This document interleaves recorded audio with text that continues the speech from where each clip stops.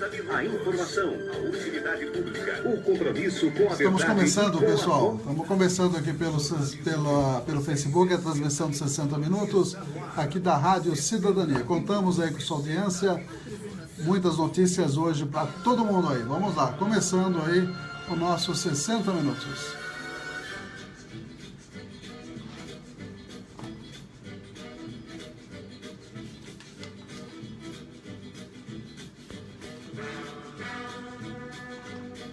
(13h14), muito boa tarde a todos. Estamos chegando aqui nos estúdios da Cidadania para a apresentação dos 60 minutos, o jornalismo diário da Cidadania FM, sempre com o apoio de importantes empresas que estão sempre conosco aqui na Cidadania FM. Estamos transmitindo em 104.9 do seu rádio, também no seu celular, através do aplicativo Radiosnet e TuneIn, que vocês podem baixar gratuitamente, e também temos aí o www.radiocidadania.com.br, que é o nosso blog da Cidadania FM, e ao vivo pelo Face. Começando agora a edição de hoje, já estamos em fevereiro, 1º de fevereiro de 2017. Vamos aos destaques da edição de hoje.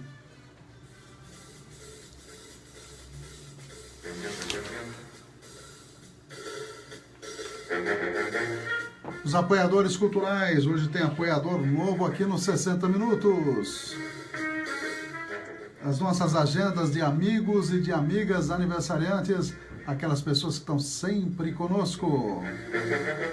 Estaremos falando dos assuntos locais, nacionais e internacionais. Os blogs noticiosos aqui da cidade, sempre marcando presença.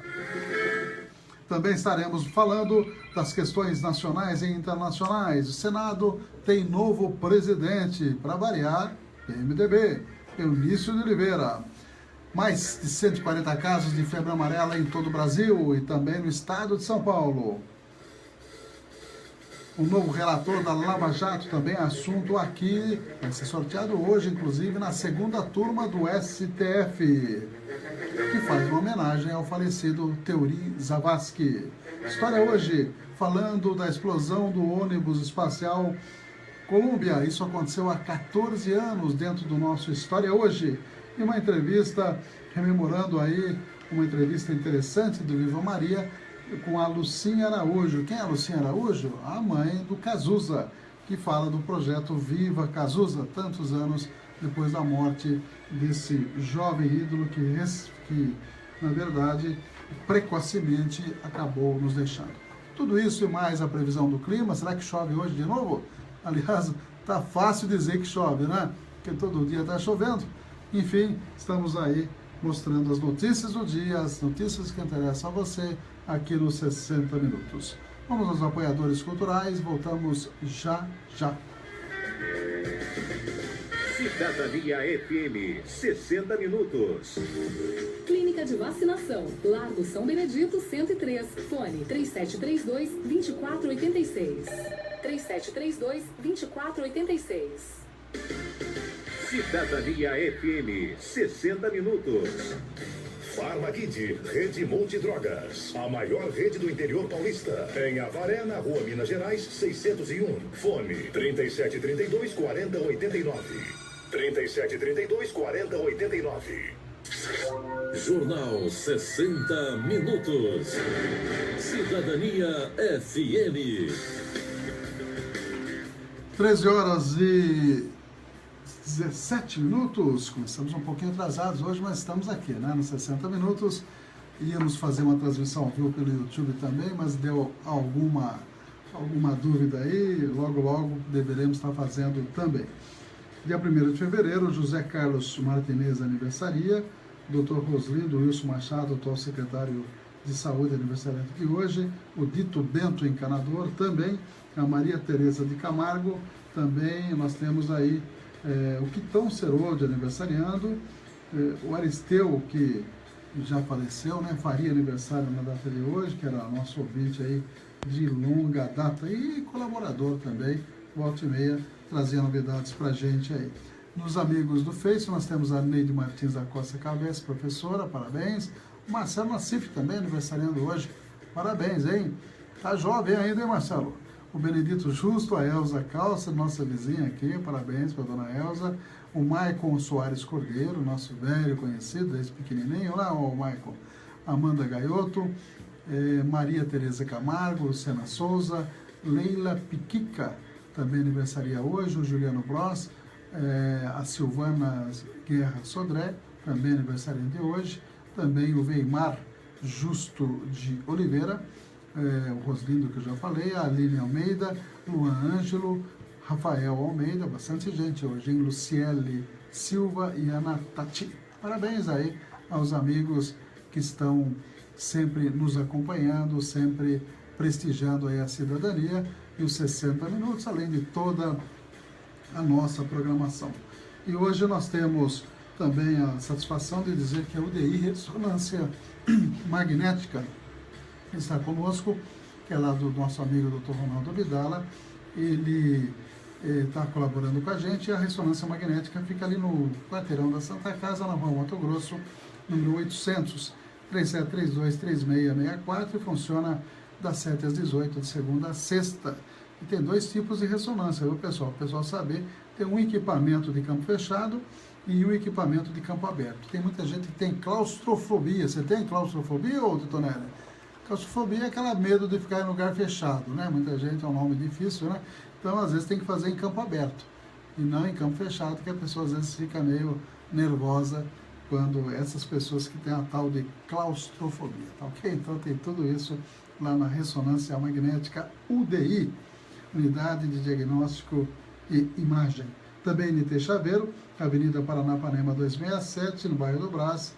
O telefone do Nelson é 997611501 e o 3732-1779. E a UDI Ressonância atende particular e convênios também, para a gente completar a informação correta aí. Já mandando um abraço para os amigos que estão acessando a nossa página, o Mauro Gonçalves Pérez, sempre dando dica, dizendo que hoje é dia do publicitário e 30 anos da instauração da Assembleia Nacional Constituinte, presidida por Ulisses Guimarães, e 43 anos do incêndio do edifício Joelma, em São Paulo, com 179 mortos e 300 feridos. E foi exatamente dia 1º de fevereiro. E eu me recordo perfeitamente dessa data, em 1974, que aconteceu isso. Eu estava começando minha residência de pediatria lá no Hospital Menino Jesus, né, ali na Rua dos Ingleses, depois de ter feito o curso lá na faculdade, na Escola Paulista de Medicina. E eu me lembro perfeitamente, de lá a gente avistava o prédio do Joelma, viu, Titonelli? Foi uma tristeza, né? Pessoas se jogaram lá de cima, 179 mortes, uma lembrança aí do Mauro Gonçalves, e a gente tem a própria lembrança que naquele momento a gente não sabia o que estava acontecendo lá do hospital. Eu estava começando o meu estágio, minha residência lá no Hospital de Jesus, e de lá a gente conseguia ver aquela fumaça, e depois a televisão, a rádio, mostrou com toda crueza, né, aquilo que acontecia, infelizmente. Então, são episódios que, na verdade, marcam, e já tinha tido, acho que 2 anos antes, o edifício Andraus, lá na São João, que também tinha tido algo parecido. E no Joelma havia um heliporto, muitas pessoas conseguiram, ou no Andraus tinha um heliporto, exatamente, que no Andraus tinha um heliporto. E algumas pessoas salvaram via helicóptero. E no Joelma, muitas pessoas se jogaram lá de cima. Realmente uma coisa marcante e muito triste. São 13 horas e 22 minutos. Dá uma olhadinha na nossa postagem. Postei aqui um luto, viu, Tonelli? Não costumo postar luto. Sabe aquele luto que eu postei aqui? A Rádio MPB do Rio de Janeiro fechou as portas. Não, acabou a rádio de música popular brasileira do Rio. Então, o Gilberto Gil foi quem postou isso, eu compartilhei, era 90.3 lá do Rio de Janeiro, menos um espaço aí para a música brasileira. Eu até escrevi assim: Rádio MPB do Rio fecha as portas, a Cidadania FM de Avaré continua firme, priorizando a nossa música popular brasileira. Aí, essa é a nossa prioridade. Não tocamos exclusivamente música popular brasileira, mas tocamos prioritariamente a música popular brasileira. E uma foto aqui incrível, né? Até escrevi assim: o Rio São Francisco e o mundo dão suas voltas. Um monte de políticos do atual governo que criticavam a transposição do Rio São Francisco, metiam um pau e tal. Agora foram inaugurar lá, viu, Titonelli? Foram inaugurar, né? Aqueles que sempre criticaram, agora estão batendo palma para o projeto de integração do Rio São Francisco, que começou, todo mundo sabe, com Lula e continuou com a Dilma. E esse pessoal, inclusive esse cidadão aqui, como é que é o nome dele? Esse senador, né, lá da Paraíba, que era um crítico feroz, igual tirou até selfie junto ao lá, o Cunha Lima, né? O Cunha Lima, exatamente. Ele tirou até selfie com o fundo, com o canal lá da água do Rio São Francisco, e ele e o Temer sorridentes, alegres, né? Agora todo mundo bate palma porque está dando certo, mas que coisa, não? E nós postamos também um filme antigo do blog da Rádio Cidadania, que é muito legal, eu até recomendaria que vocês dessem uma olhada, que é de 1981, e é a festa de São Benedito, aqui pertinho da rádio. E nesse filme, vários músicos avarenses se apresentam lá, tem naturalmente apenas a imagem, e de fundo tem uma música que foi gravada 10 anos depois, em 1991. Mas na imagem aparece o Paulo Pascoal tocando clarineta, Luiz Pascoal tocando o cavaquinho, o Miro Borges, que era cego, né, e o Armando Tioso tocando sanfona, ou acordeon se preferir, o Velho Prestes tocando trombone, e o Puruca, que é filho, né, foi filho do Prestes, tocando saxofone, beleza, né? E meu pai tocando violão, seu Zé Ferreira de Albuquerque, que é um vídeo que o Cláudio fez na época, em 1981. E o áudio, que foi feito 10 anos depois, né, de fundo ficou a música branca, foi uma gravação doméstica e feita pelo seu Luiz Pascoal, a pedido do meu pai, né, José Ferreira de Albuquerque, com o solo do Horácio Fagnani. E esse pessoal todo já está na outra dimensão aí. E essas imagens, tem a imagem da procissão, tem a imagem da quermesse, tem aquela coisa do coelhinho, viu? Entrando nas casinhas. Vale a pena dar uma olhada. Está no blog da Cidadania, www.radiocidadania.com.br, está na minha página, Ernesto Albuquerque, na página, várias páginas que a gente tem, e na página da rádio também, Rádio Cidadania FM Avaré, São Paulo. Então, a gente está procurando sempre resgatar a questão da memória, o mérito desses filmes, e sem dúvida do Cláudio, né, que também tem o mérito de abrir as portas do seu cinema privado, particular, que cabe 30 pessoas, e quinta-feira que vem, não esta quinta, a outra, teremos Cinema Paradiso de graça para quem quiser assistir. É um filmaço, né? É um dos meus preferidos aí, e conta um pouco da história do cinema, na verdade, a decadência das salas de exibição de filmes lá na Itália, e é transportado, é Universal o filme, né? E isso aconteceu em tantas outras cidades em todo o mundo. A Avaré ainda, hoje a gente pode dizer que ela é privilegiada, que ela tem, além do CAC, que a prefeitura assumiu, nós temos ainda uma sala comercial de cinema também. Tem cidade que não tem sequer nenhuma sala de cinema. Mandando um abraço então aos amigos que já entraram na nossa página, quem quiser compartilhar, por favor, compartilhe.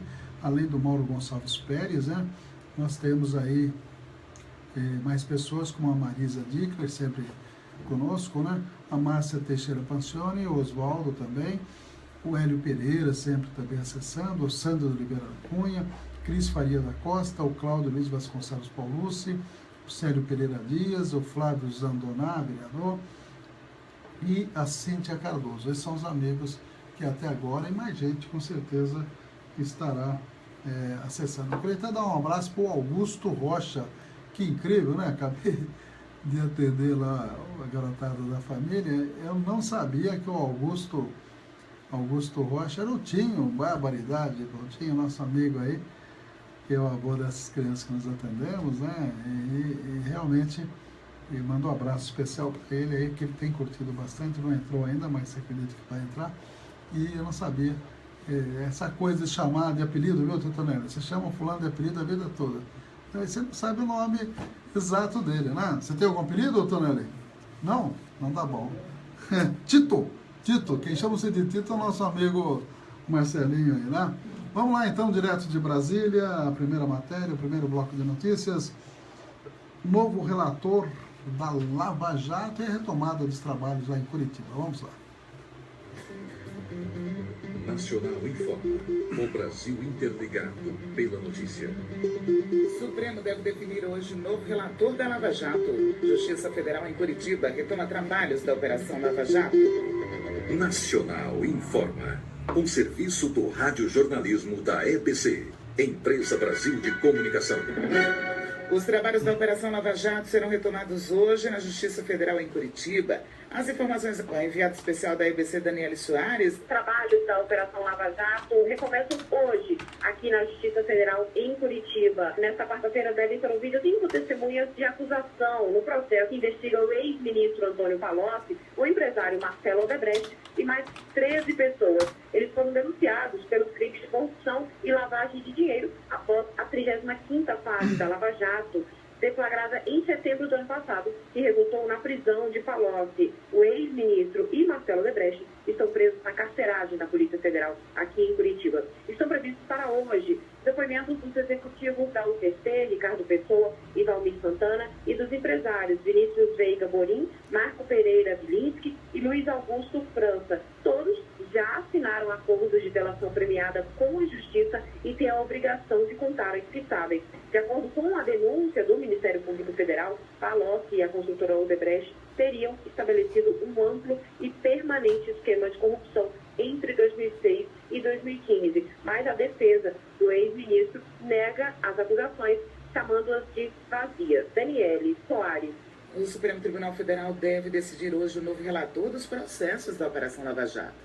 A expectativa é de que a presidente do STF, Carmen Lúcia, determine o sorteio eletrônico da relatoria entre os integrantes da segunda turma. Antes do sorteio, deve ser confirmada a transferência do ministro Edson Fachin da primeira turma para a segunda turma. E, informalmente, colegas defendem que o ministro peça transferência por ter perfil reservado, parecido com o do ministro Teori. A entrada em vigor da emenda constitucional que institui um teto para os gastos públicos para a equipe econômica do governo cortar mais de 4 bilhões e 700 mil reais do Orçamento Geral da União em 2017. Segundo o ministro do Planejamento, Diogo Oliveira, o ajuste é necessário porque a lei orçamentária deste ano tinha sido aprovada com valor maior que o novo teto. O teto equivale às ordens bancárias emitidas em 2016 pelo Tesouro Nacional, mais uma correção de 7,2%. Nacional informa. O Brasil interligado pela notícia. Uma produção da EBC, Empresa Brasil de Comunicação. Distribuição Rádio Agência Nacional. Cidadania FM, 60 minutos. Clínica de Vacinação, Largo São Benedito 103, fone 3732-2486. 3732-2486. Cidadania FM, 60 minutos. Farmakid, Rede Multidrogas, a maior rede do interior paulista. Em Avaré, na Rua Minas Gerais, 601. Fone 3732-4089. 3732-4089. Notícias com credibilidade. Jornal 60 Minutos, com Ernesto Albuquerque.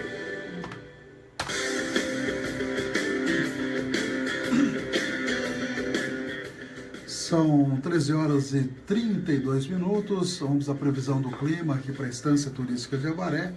Teremos hoje, quarta-feira, dia 1º de fevereiro, temperatura mínima 19 graus, máxima 25 graus. Na quarta-feira, hoje, sol alternando com pancadas de chuva e possíveis trovoadas. Deve chover 15 milímetros hoje. Então, vai chover e esses 15 milímetros, segundo a previsão, a maior parte deve chover à tarde e à noite. 7 milímetros à tarde, 5 milímetros à noite. Portanto, não ficaremos sem chuva hoje, não. Podem ficar tranquilos, porque realmente a chuva veio para ficar pelo menos até quarta-feira que vem, segundo a previsão que nós lemos ontem. E com isso, as ruas da cidade cada vez mais com dificuldades, né? Muitos buracos, é uma coisa impressionante, tem trechos aí que é difícil você passar, e a gente entende que está chovendo, é impossível, quase a prefeitura, fazer essa correção, mas isso mostra como não é tão simples, né? Muita gente que hoje está no governo fazia críticas, né? Porque, o buraco da rua, o buraco, quer dizer, tá aí, os buracos estão aí, né? Inclusive o Titonelli, para chegar lá no Rio Gambini, é um verdadeiro rally, né? Vai, desvia daqui, desvia dali. E o buraco, e é muito sério isso, porque tem certos corredores, né? Que é o caso da avenida que vai até o Presidencial, até o Duílio, até o São Rogério, não há outra alternativa para as pessoas andarem. Então, e também tem o problema dos pedestres, né, que não tem nem, na verdade, uma calçada adequada para andar e sempre há perigo com relação a isso. Outro assunto também que afeta aí muita gente é a questão do horto florestal. E o Jornal Victoriano, que foi o primeiro jornal que deu esse furo de reportagem, mostra aí uma conversa, uma entrevista com o secretário atual do Meio Ambiente, que é o Borges, né? Está dizendo que a notícia veiculada pelo Jornal Victoriano, falando sobre a colocação à venda da área do horto florestal de Avaré, caiu como uma bomba e provocou inúmeros comentários nas redes sociais. O assunto veio à tona depois da publicação de um chamamento público feito pelo governo do estado no último dia 17, para atrair interessados em concessões e aquisições de 34 áreas do Instituto Florestal, dentre as quais a do Horto de Avaré. Muitos foram os comentários relacionados a esse assunto, e a publicação feita no Diário Oficial, de 17 de janeiro, deixa claras as intenções do governo do estado.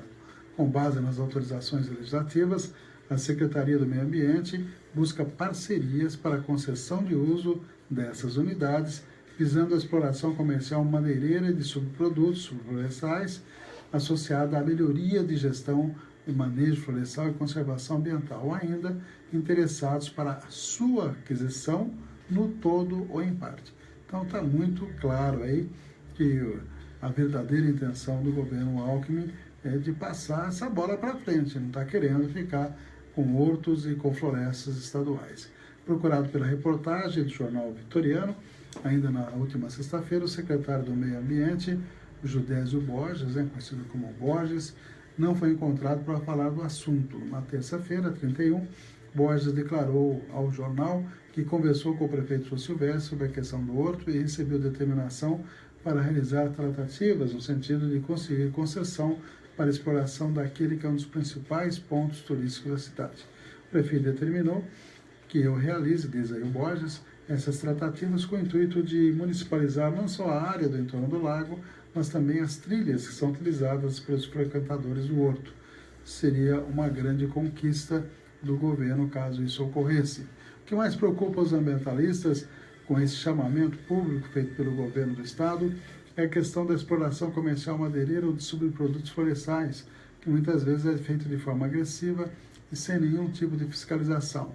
E já houve isso na área da Floresta Avaré, no início da década de 2010, quando as derrubadas de inúmeras árvores foram realizadas com a determinação da própria direção do horto, sob a alegação de que o horto é uma reserva de extração e não de preservação, e que a derrubada das árvores estava sendo feita para obtenção de dividendos para serem aplicados nas áreas de preservação. O que chamou a atenção dos ambientalistas naquela época foi o fato de nunca ter havido extração em grande escala ao longo dos anos na área da Floresta Avaré, e muitas pessoas afirmaram que o barulho das motosserras era constante e que havia persistido por vários dias. O desmatamento só teria cessado depois que a imprensa e órgãos ambientalistas denunciaram o suposto crime ambiental. Lembro desse fato, e até o responsável, que era diretor na época, não está mais aqui em Avaré, está em outra cidade, e isso deu uma grande repercussão, sem sombra de dúvida. Na verdade, o governo estadual, a intenção dele quanto mais encargos, mais responsabilidade passar para os municípios, na verdade, é isso que a gente está vendo. Não só na questão ambiental, como na questão da saúde, na questão da educação e assim por diante. Advogado especialista ministra palestra na Câmara. Isso aconteceu na segunda-feira, está destacado aqui pelos vários jornais de internet, inclusive pelo Avaré Urgente. O Dr. Júnior deu essa palestra, a gente estava lá e nós fizemos aí vários questionamentos. Eu me recordo de 2 questionamentos que eu fiz e ele respondeu adequadamente. Um deles é a questão do vício de iniciativa. Existe sempre nos pareceres aos projetos dos vereadores uma tendência a dizer que isso o vereador não pode, aquilo o vereador não pode, então fica muito restrita a atuação parlamentar do vereador. Se ele fizer um projeto que gera despesa, a gente sabe que isso não pode fazer. Mas às vezes você faz certas iniciativas, certos projetos, e que não envolvem necessariamente despesa. E muitas vezes o parecer do jurídico da Câmara vem como vício de iniciativa, o que inibe, o que atrapalha e dificulta o trabalho parlamentar. E alguns conceitos foram debatidos lá nessa reunião e eu fiquei até satisfeito com a resposta do Dr. Júnior. Me parece que ele tem uma linha digamos, mais aberta nessa questão, né? Permitindo que os vereadores possam, na verdade, apresentar mais projetos. Outro assunto também que nós colocamos, e a opinião dele foi semelhante à nossa, a desnecessidade, não ser necessário, na nossa opinião, ter que passar pela Câmara para anuência prévia de loteamentos. Isso, hoje em dia, é exigido, e essa questão da anuência prévia de loteamento, o vereador ou a comissão responsável, na verdade, nada faz, como se fosse um carimbo, pode fazer o loteamento.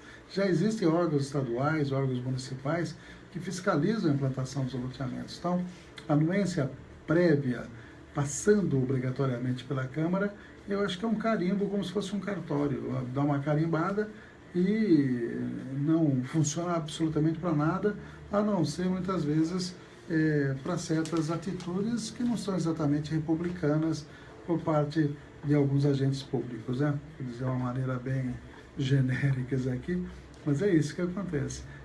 Houve um loteamento que ia sair, já estava tudo certo na prefeitura, e houve quem já não é mais vereador atualmente, e houve quem queresse barrar o loteamento, queria porque queria, e atrapalhou a vida aí. No fim, o loteamento acabou saindo, e essas imposições de determinados vereadores existem em razão do fato da anuência prévia ser obrigatória. Tem prefeituras e câmaras que já aboliram a anuência prévia há muito tempo, né?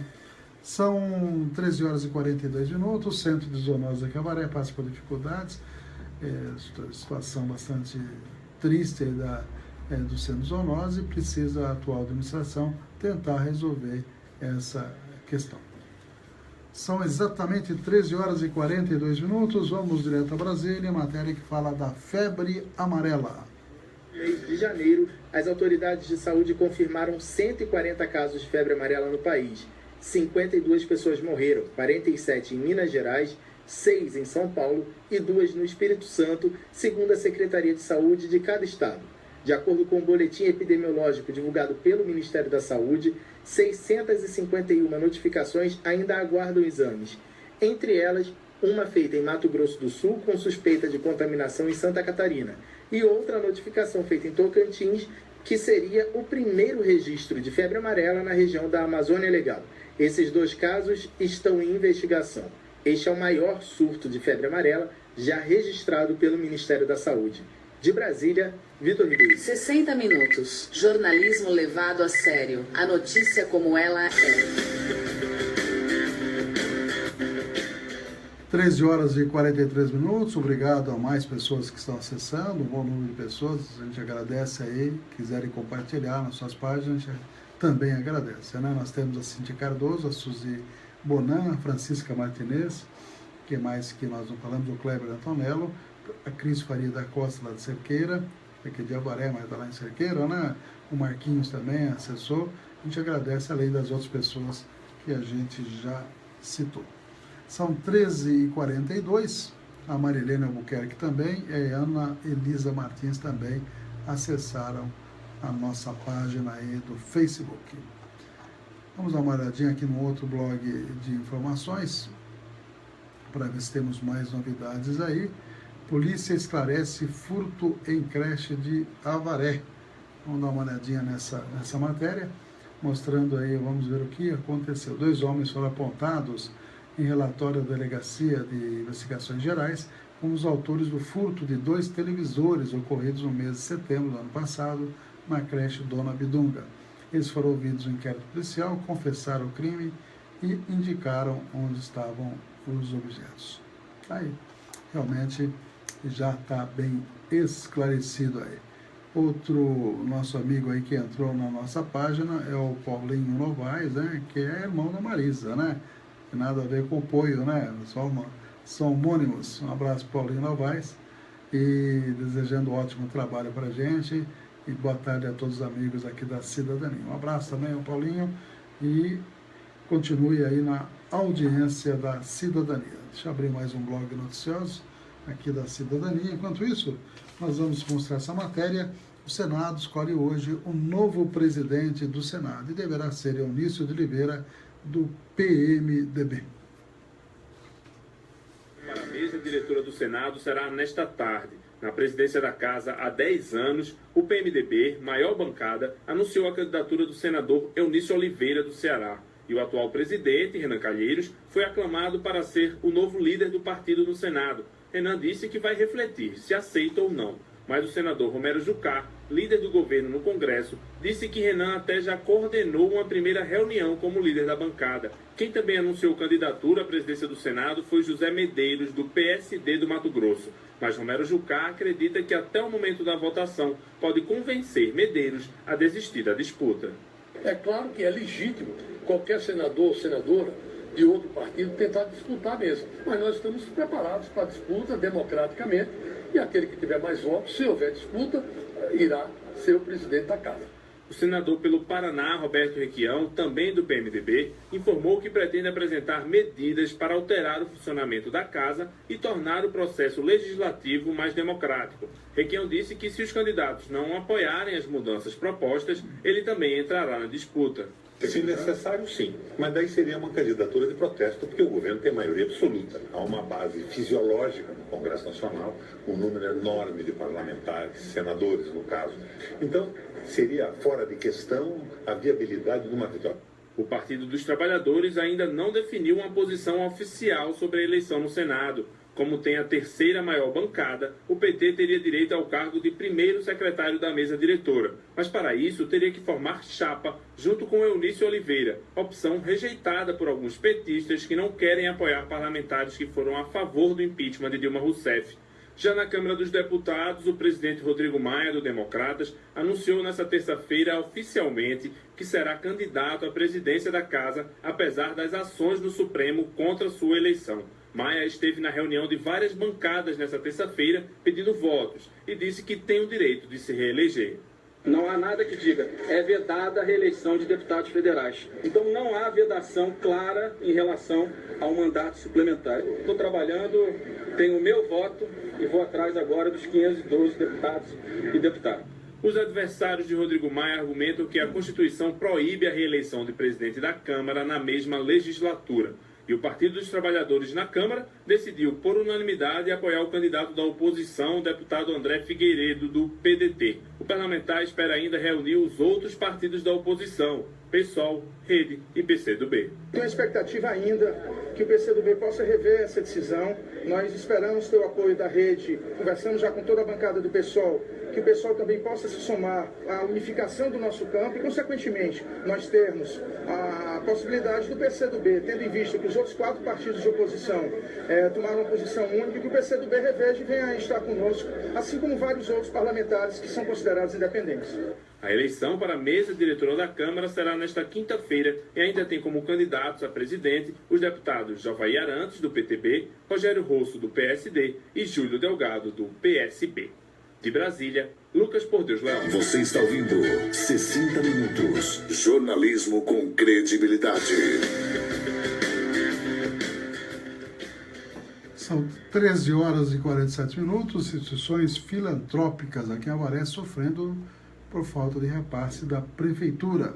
E a Prefeitura ainda não iniciou o tapa-buraco. Está aí uma coisa que seria aparentemente prioridade do atual governo, ainda em razão das chuvas e falta de recursos, certeza está aí com sérios problemas.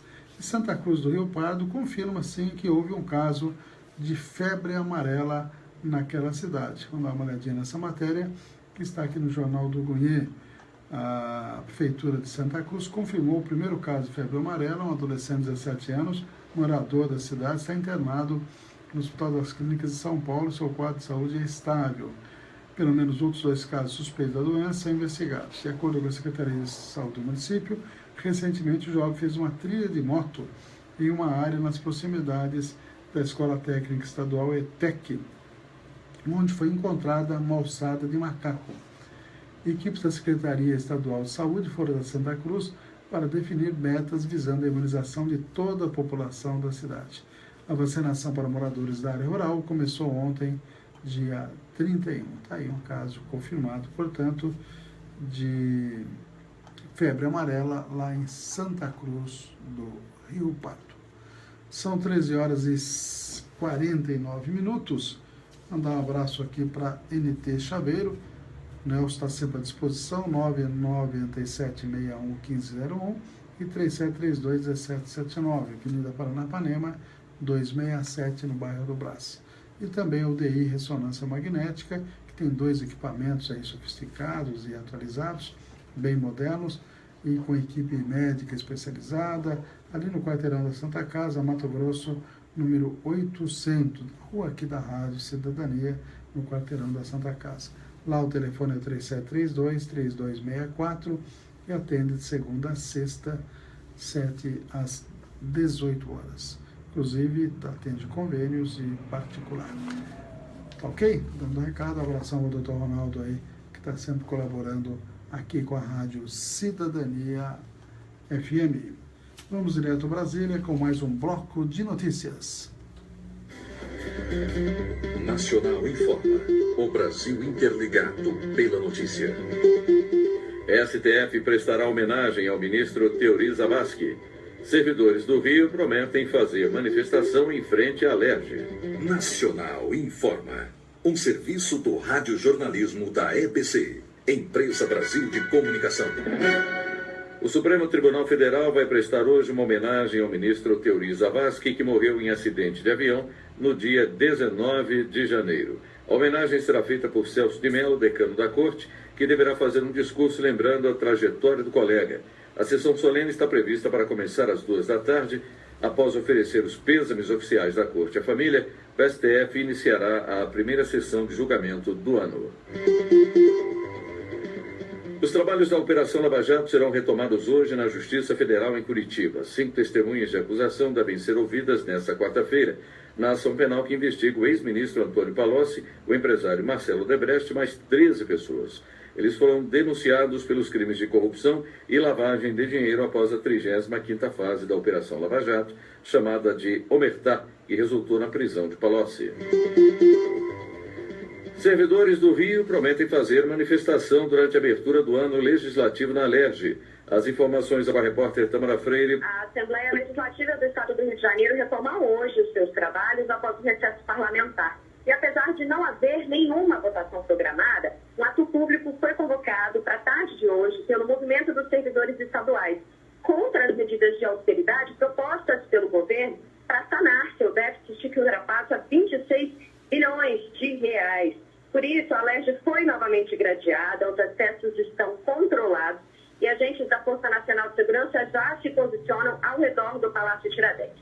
Por enquanto, não há nenhuma movimentação no local, os servidores ainda não chegaram e esse protesto está programado para meio-dia. Amanhã deve haver votação, mas a ordem do dia ainda não foi definida. No ano passado, o governo do estado encaminhou um pacote com 22 medidas de austeridade para serem votadas na Alerj. No entanto, maior parte delas foi devolvida ou retirada e foi adiada um projeto bastante polêmico que aumenta a contribuição previdenciária dos servidores de 11% para 14% e é o principal ponto que está gerando protestos aqui no Rio de Janeiro.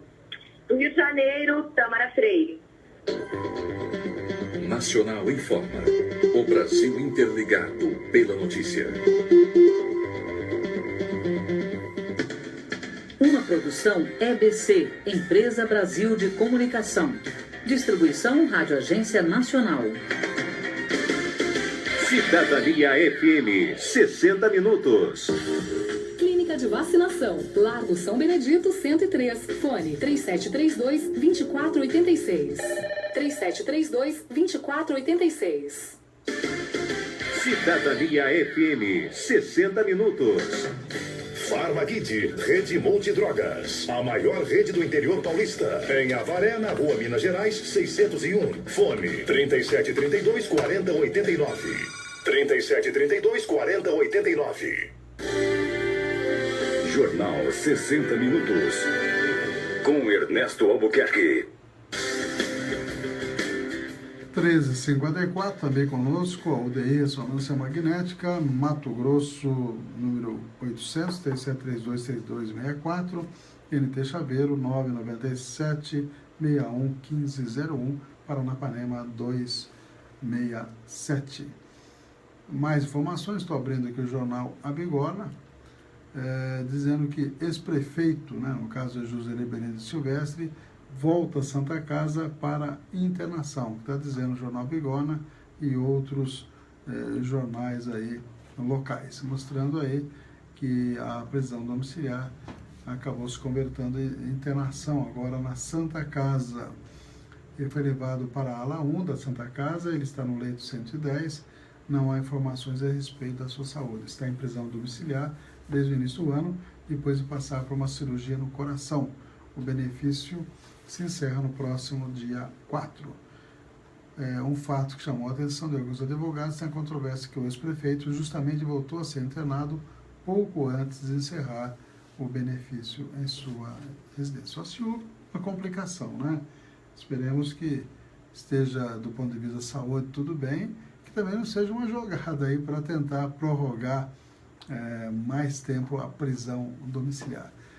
Ontem nós tivemos um evento no qual muita gente da política, gente da sociedade, gente que atua lá na Tubali TV, estivemos lá conversando com várias pessoas, né? E muita gente dizia lá que realmente o atual prefeito presença constante na casa do pai dele, né? E deve estar pegando algumas orientações para conduzir aí a prefeitura de Avaré. Até seria justificável, né? Porque você imagine um rapaz, né? Quantos anos tem um prefeito? 32, 33? Não sei qual é a formação dele, assim, do ponto de vista administrativo, né? Nesse sentido, provavelmente, na média, quem tem 30 e poucos anos não sabe nada de administração pública, ou sabe, Titonelli? Você pode ter estudado, eventualmente, né? Mas certamente foi pedir lá orientações para o pai. E agora, quando o pai voltar para o centro de ressocialização, para atrás das grades, como é que fica essa comunicação, né? Realmente, veja só que situação. E havia muita conversa dizendo que é possível que já há desentendimentos, eu não sei, eu estou só na expectativa, aguardando que as coisas aconteçam. São 13 horas e 57 minutos. Nós vamos fazer o seguinte, dona, nós temos ainda bastante matéria, nós vamos direto agora para História Hoje, viu? História Hoje, porque o tempo já está um pouquinho adiantado, e nós temos também, na sequência, o Viva Maria, que é uma entrevista interessante falando do Cazuza. Então vamos falar do ônibus espacial, Colômbia, que explodiu há 14 anos atrás. Na sequência, tem o Viva Maria, uma representação de uma entrevista com a Lucinha Araújo, que era a mãe do Cazuza, bastante interessante. Uma boa tarde a todos. Amanhã, quinta-feira, estaremos de volta aqui no 60 Minutos. Até lá. 60 Minutos, com Ernesto Albuquerque.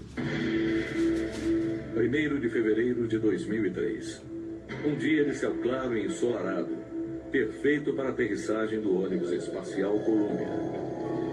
Toda a equipe do Centro de Controle da NASA, Agência Espacial Americana, estava animada com os resultados da missão. Até aquele momento, ninguém havia suspeitado de nada em comum. Mas às 9 horas da manhã daquele dia, a NASA perdeu contato com o ônibus espacial. Os controladores acharam que era um problema temporário causado pela reentrada na atmosfera. O silêncio continuou. O pior pesadelo tinha acontecido naquele momento. O ônibus espacial Columbia se desintegrou no ar, matando os 7 astronautas a bordo. minutos antes do horário previsto para aterrissar. A explosão do Columbia espalhou destroços que caíram em chamas em áreas habitadas do Texas e da Louisiana, mas sem ferir a população. As televisões transmitiram as imagens ao vivo. 83 mil pedaços da nave foram recolhidos. Um relatório divulgado pela NASA em dezembro de 2008 mostrou uma das causas do acidente com um ônibus espacial. O Columbia começou a rachar na reentrada da atmosfera por causa de um buraco na asa esquerda, dano que aconteceu durante a decolagem. O programa dos ônibus espaciais foi encerrado em 2011. Agora a NASA trabalha em parceria com a iniciativa privada na construção de veículos que transportem os astronautas até a órbita próxima da Terra. Os ônibus espaciais foram veículos desenhados para partir em direção à órbita como foguetes e retornar à Terra como planadores. História hoje, apresentação, Gilson Santa Fé. Sonoplastia, Messias Melo.